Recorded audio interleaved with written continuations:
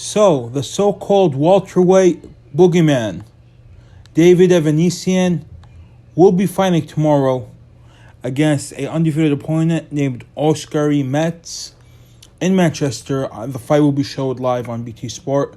I believe also it will be broadcasted in the United States on ESPN+. Now, David Avanesyan, he's a half Russian, half Armenian. My understanding is he's Armenian that was born in Russia, and he fights out of the UK right now. David Avanesyan, he's best known for beating Shane Mosley in his final fight and stopping Josh Kelly, a very highly touted prospect, a guy who was seen by many as next up in the UK at welterweight division, was viewed by everyone as much better than Conor Benn, who started the fight very well against David Avanesyan, got up to an early lead, 3-0, 4-0, but then rounds 5, round 6, David Avanesyan started breaking him down, and Josh Kelly, I don't remember, did he quit or the towel got thrown in? No, the towel got thrown in. He got hurt very badly. He was even caught on the back of his head, and he got beat down. He got beat down in that fight. And ever since then, Conor Benn has rejected the fight by him. And Virgil Ortiz projected a final eliminator for the WBC. I even heard that there was an offer for it to be to the interim WBC for the welterweight division.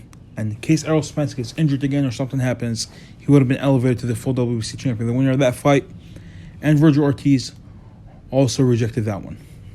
So as you guys see, everyone's ducking David Avanesyan so far as it seems at welterweight. And he's coming in against another subpar opponent. And I have a question to the sanction bodies. Why don't you guys put these guys as mandatory when no one wants to fight them? Guys like Filip Hrgovic, guys like David Avanesyan, just put them in. As you know what? No one wants to fight you. It ain't your fault. Everyone's scared. Everyone's a P word. I don't want to say it to get demonetized. So guess what? We're going to give it to you. You're going to be the mandatory opponent. Kind of like what's going on with David Benavidez. They just finally found a point for him, David Lemieux. He's been trying to get Caleb Plant and Jamal Charlo in the ring. Why don't they just put them as mandatories? But now, let's not sidetrack. David Avanesyan has been stopped before by Mean Machine. He got stopped in 6 rounds. I have not seen that fight.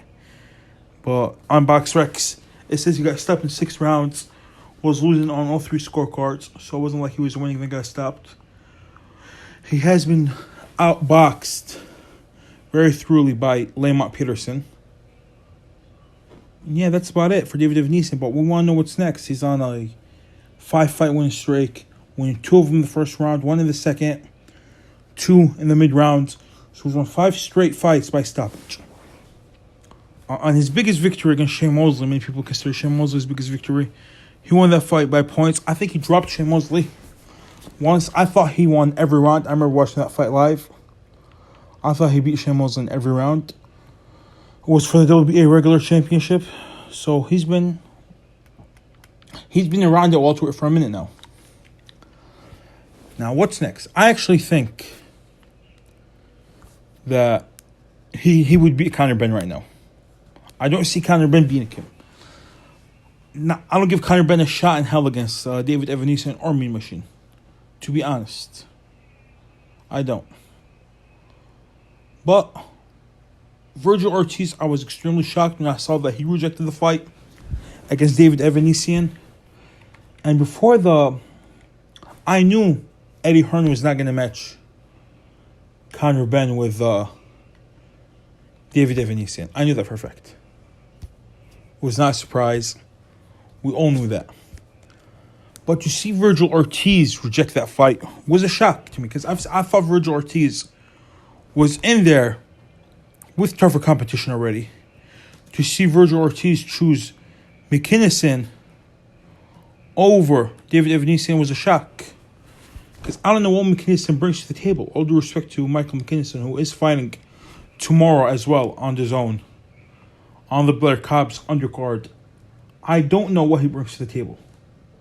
Now, you've already beat Mean Machine, a guy who's viewed as a much tougher fight than Avanesyan, who beat Avanesyan. You've beat Maurice Hooker.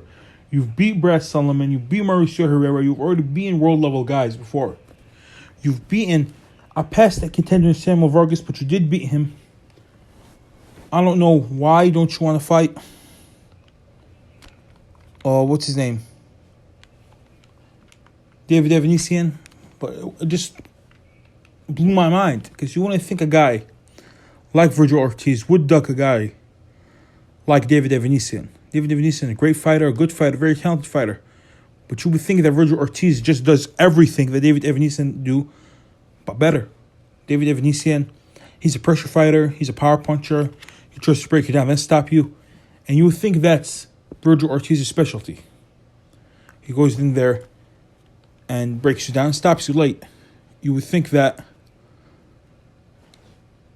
Virgil Ortiz does the same exact thing. Virgil Ortiz, 18 wins, no losses, 18 knockouts. He is sick right now. He had some kidney problems, my understanding is. And he couldn't fight Michael McKinsey, so he's not going to be fighting tomorrow night. But still, it's a strange ordeal. Extremely strange ordeal. Why he avoided the final eliminator against David Avanesyan, I don't know. So David Avanesyan, in my opinion, right now, he deserves the title, the welterweight boogeyman. His next fight, as I told you already, it's against an undefeated fighter, 15 wins, no losses, 6 knockouts. Let me just take a quick look at him. Give me 1 second. 1 second. Doing a quick search on BoxRec.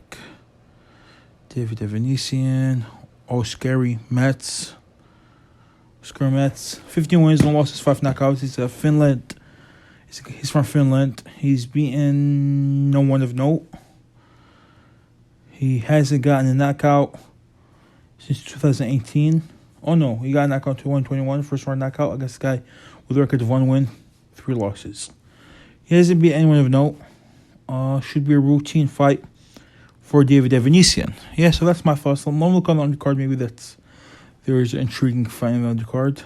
Hamza Shiraz is coming. He's a decent prospect, even though he had a shaky performance in his last fight against whoever he fought, slipping my brain. Yeah, Bradley Skeet, a fighter who is now retired. He's a huge light middleweight. Hamza Shiraz. He's like 6'3", 6'4".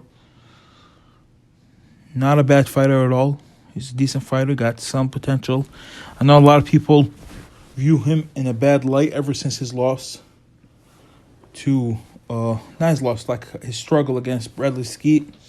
He hit Bradley Skeet when he was down, and referee waved it off, and a lot of people were upset about that. Now, give me your thoughts in the comment section below about David Avanesyan. What are your thoughts about him? Like and subscribe if you haven't already, and Sadiq Boxing out.